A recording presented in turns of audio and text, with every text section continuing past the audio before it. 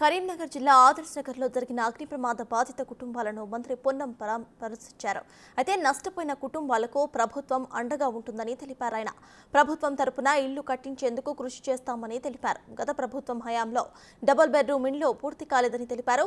కాంగ్రెస్ ప్రభుత్వం ఎల్లప్పుడూ కూడా ప్రజలకు అండగా ఉంటుందని హామీ ఇచ్చారు.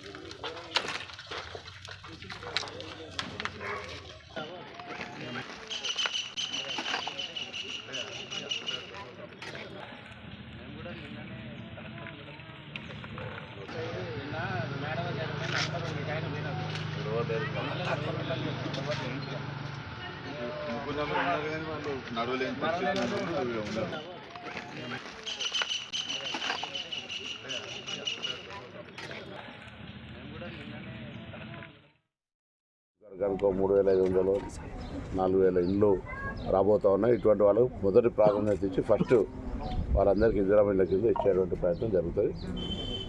టాప్ ప్రయారిటీ ఇట్లా గుడిసెలు ఇల్లు లేనటువంటి వాళ్ళందరికీ కూడా దాని కొరకు ప్రజాపాలన అప్లికేషన్ తీసుకున్నట్టు కూడా బైఫర్కేషన్ జరుగుతుంది.